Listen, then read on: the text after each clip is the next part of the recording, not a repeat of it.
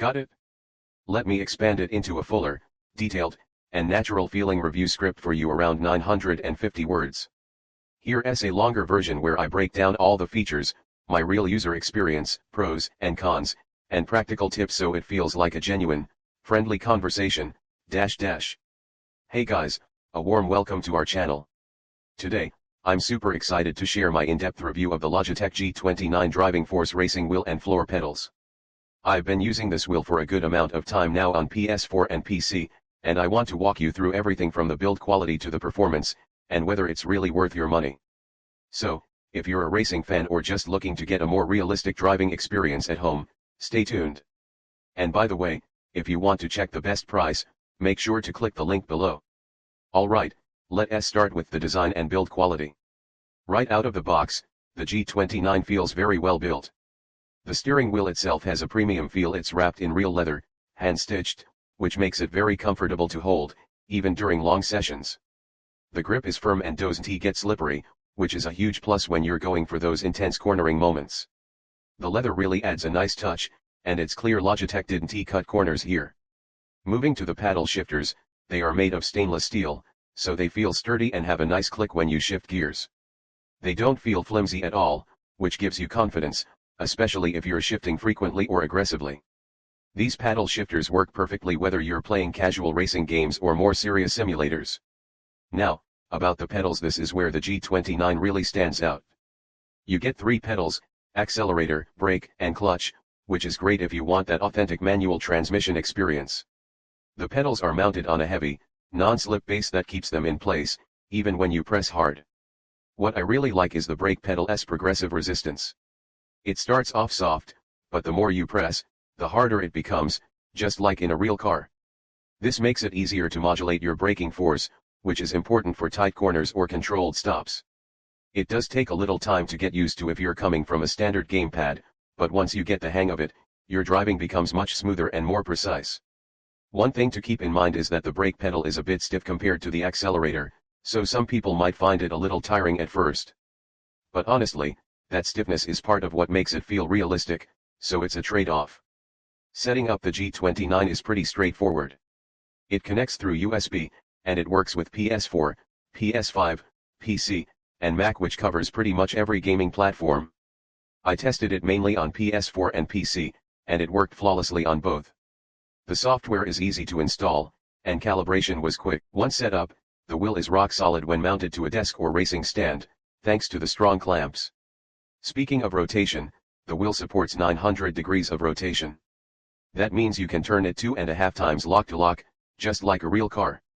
This is important because some cheaper wheels only allow 270 or 540 degrees, which limits precision.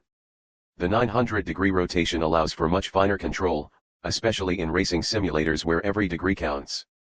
Now, onto probably the most important feature for any racing wheel, force feedback. The Logitech G29 uses dual motor force feedback, which means it can simulate the road conditions, tire grip, and resistance you would feel when driving an actual car. This really adds immersion and helps you feel what's happening in the game, whether you're sliding on gravel, going over bumps, or fighting understeer. The force feedback isn't as smooth or strong as some higher-end direct drive wheels, but for the price range, it's really impressive. The motors provide strong resistance and very detailed feedback, and I found it much better than most other wheels in this category. It definitely helped me improve my lap times, as I could sense subtle changes in traction through the wheel. Let's talk about compatibility. The G29 is officially designed for PlayStation consoles and PC, and it works well on both. For PS5 users, it's compatible, but some games might have limited support, so it's good to check compatibility for your favorite titles. On PC, it's very versatile and works with most popular racing simulators like Assetto Corsa, Project Cars, iRacing, and even casual games like Forza Horizon. One thing I want to mention is the optional driving force shifter, which isn't included but can be bought separately. If you want the full manual driving experience, this shifter is a great addition. It feels very solid, has 6 gears plus reverse, and pairs perfectly with the clutch pedal on the G29. Adding the shifter really makes the whole setup feel more authentic, especially if you're serious about sim racing. I've used the G29 across different types of games, from arcade-style racers to hardcore simulators, and it adapts well to all. The pedals and steering response feel natural whether you're drifting, circuit racing, or just cruising around.